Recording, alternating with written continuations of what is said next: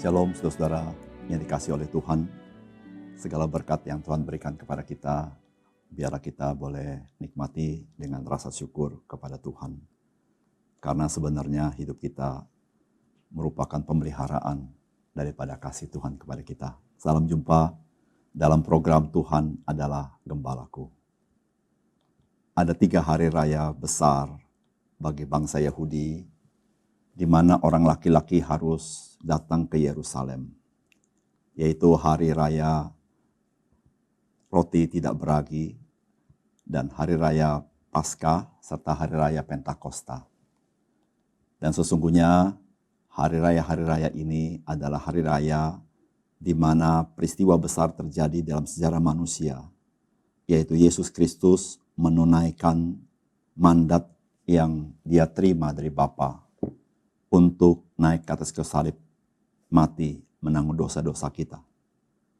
Dan juga hari raya Pentakosta merupakan hari raya yang penting di mana Roh Kudus dicurahkan.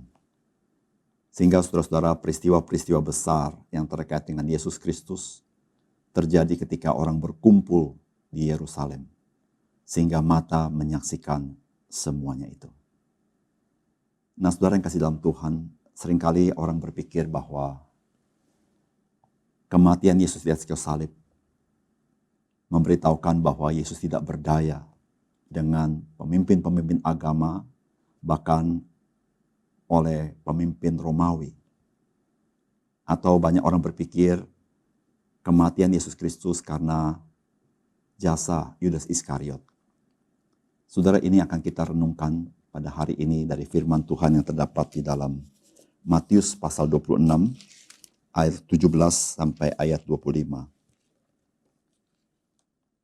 Pada hari pertama dari hari raya roti tidak beragi, datanglah murid-murid Yesus kepadanya dan berkata, "Di mana engkau kehendaki kami mempersiapkan perjamuan Paskah bagimu?" Jawab Yesus, "Pergilah ke kota kepada si Anu dan katakan kepadanya, pesan guru, waktuku hampir tiba. Di dalam rumah mula aku mau merayakan Paskah bersama-sama dengan murid-muridku." Lalu murid-muridnya melakukan seperti yang ditugaskan Yesus kepada mereka dan mempersiapkan Paskah. Setelah hari malam, Yesus duduk makan bersama-sama dengan ke-12 murid itu. Dan ketika mereka sedang makan, ia berkata, "Aku berkata kepadamu, sesungguhnya seorang di antara kamu akan menyerahkan aku." Dan dengan hati yang sangat sedih, berkatalah mereka seorang demi seorang kepadanya, "Bukan aku ya Tuhan." Ia menjawab, "Dia yang bersama-sama dengan aku mencelupkan tangannya ke dalam pinggan ini, dialah yang akan menyerahkan aku. Anak manusia memang akan pergi sesuai dengan yang ada tertulis tentang dia. Akan tetapi celakalah orang yang olehnya anak manusia itu diserahkan. Adalah lebih baik bagi orang itu sekiranya ia tidak dilahirkan." Yudas yang hendak menyerahkan dia itu menjawab katanya, "Bukan aku ya Rabi." Kata Yesus kepadanya, "Engkau telah mengatakannya." Saudara-saudara yang dikasih oleh Tuhan, makan Paskah merupakan perbuatan religius yang dilakukan oleh orang-orang Yahudi. Biasanya mereka berkumpul dengan keluarga untuk makan Paskah bersama. Saudara, itulah yang Tuhan Yesus lakukan dengan murid-muridnya, yaitu makan Paskah bersama dengan murid-muridnya. Dan ini adalah perjamuan makan terakhir Yesus dengan murid-muridnya. Peristiwa Paskah dimulai dari pembebasan bangsa Israel dari perbudakan Mesir, di mana bangsa Israel menyembelih hewan dan darahnya dioleskan di ambang pintu. Sehingga ketika malaikat maut lewat, maka anak sulung mereka tidak mati. Tetapi anak-anak sulung daripada bangsa Mesir, mereka semua mati. Dan inilah yang diperingati oleh bangsa Israel. Itu dilakukan pada tanggal 14 dalam bulan Nisan, saudara. Di mana hari pertama itu adalah hari pertama daripada hari raya roti tidak beragi, yang mereka merayakan selama 7 hari, saudara-saudara. Nah, saudara, apakah pesan firman Tuhan kepada kita melalui teks firman Tuhan yang kita baca. Saudara, yang pertama-tama, sesungguhnya Tuhanlah yang menentukan waktunya, di mana Tuhan Yesus harus menggenapi karya penebusan di atas kayu salib. Peristiwa ini yang kita baca, yaitu menjelang Paskah. Oleh karena itu murid-murid bertanya kepada Tuhan Yesus, di manakah kita akan merayakan Paskah? Maksud murid-murid adalah di rumah siapa? Saudara, orang Yahudi mempunyai satu sikap yang baik. Mereka menyediakan rumah mereka bagi para musafir. Ketika Paskah, mereka bisa merayakan Paskah dengan meminjam satu ruangan di rumah mereka. Saudara, sebenarnya itulah yang Yesus lakukan dengan murid-muridnya. Hanya murid-muridnya tidak tahu Tuhan Yesus akan merayakan Paskah di rumah siapa. Dan memang sengaja Tuhan Yesus tidak memberitahukan secara jelas. Dan Tuhan Yesus memberitahukannya pada waktu yang sangat mendekat. Karena Tuhan tidak mau Yudas Iskariot melakukan sesuatu sebelum waktunya tiba. Sehingga Yudas, dia tidak tahu perayaan Paskah, makan Paskah di rumah siapa. Saudara-saudara yang kasih dalam Tuhan, waktunya Yesus disalibkan bukan tergantung kepada pemimpin-pemimpin agama. Waktunya Tuhan Yesus disalibkan bukan tergantung kepada pemimpin-pemimpin Roma. Termasuk bukan tergantung Yudas Iskariot. Tetapi waktunya itu adalah waktu Tuhan. Yaitu waktu di mana Tuhan tetapkan. Yaitu Yesus Kristus. Dia harus naik ke atas kayu salib. Maka itulah yang terjadi. Puji Tuhan. Di tengah-tengah kejahatan manusia yang ingin mencelakakan Yesus Kristus. Di tengah-tengah Yudas Iskariot yang berkhianat kepada Tuhan Yesus. Tetapi seluruh kontrol akan karya kayu salib berada di dalam tangan Tuhan. Puji Tuhan. Yang kedua, saudara-saudara, dari firman Tuhan ini kita belajar. Menjadi murid Tuhan Yesus berarti melayani Yesus Kristus. Saudara, apa yang seringkali ada di pikiran kita ketika kita berkata, saya adalah murid Tuhan Yesus? Adalah kalanya kita berpikir, menjadi murid Tuhan Yesus adalah belajar secara knowledge. Yaitu mengetahui tentang firman Allah, mengetahui tentang siapa Yesus, tetapi dalam tataran knowledge. Saudara-saudara, menjadi murid Tuhan Yesus bukan hanya sampai di situ. Menjadi murid Tuhan Yesus adalah saudara dan saya, selain saudara mengenal Yesus melalui firman-Nya, tetapi saudara juga harus melayani Dia. Saudara, tanpa kita melayani Dia, tetapi kita banyak tahu tentang Dia, sesungguhnya pengetahuan kita itu hanya sebatas akal budi saja.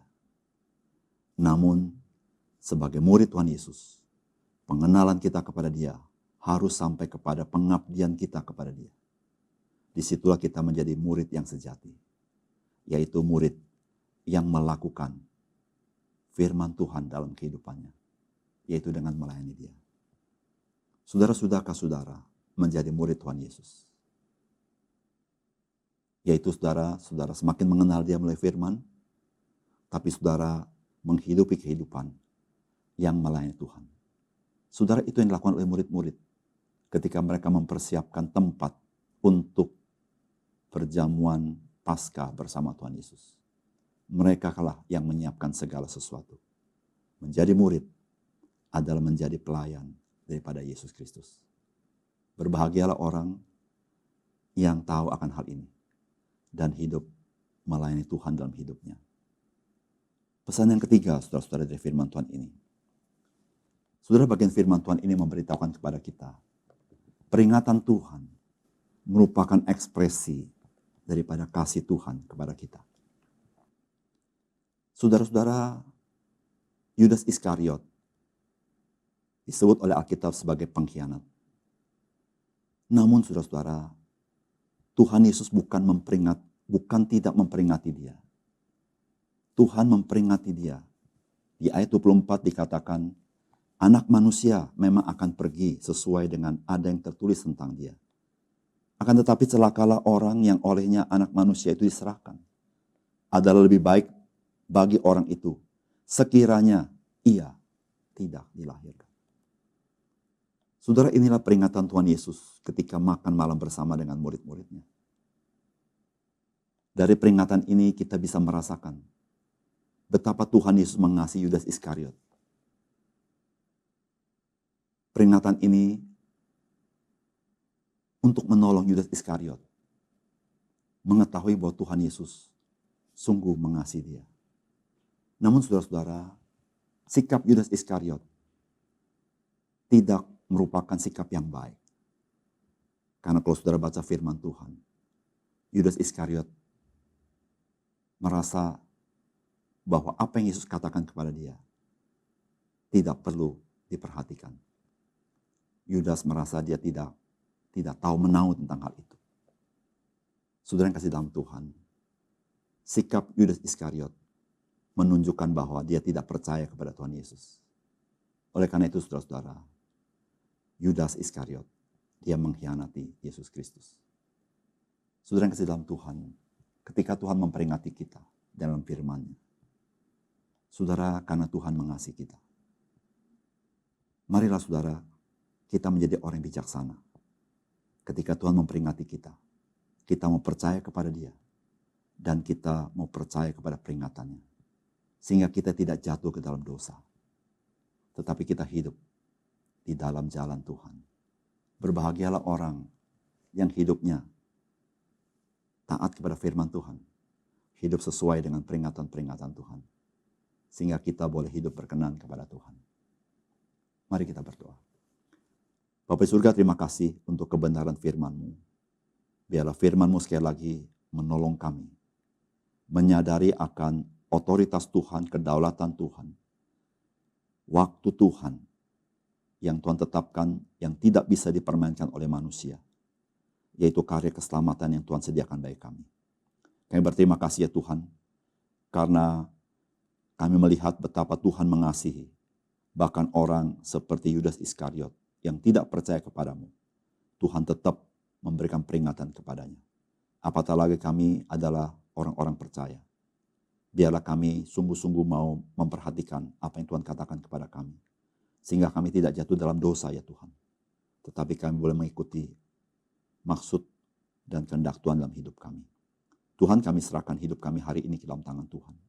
Bila hari ini kami menjadi orang-orang Kristen yang terus-menerus belajar melayani Tuhan dengan melayani orang lain. Sehingga dengan demikian kami boleh menjadi murid Tuhan yang selalu dididik, dibentuk oleh Engkau, menjadi semakin serupa dengan Engkau. Terima kasih Tuhan. Dalam nama Tuhan Yesus kami berdoa. Amin.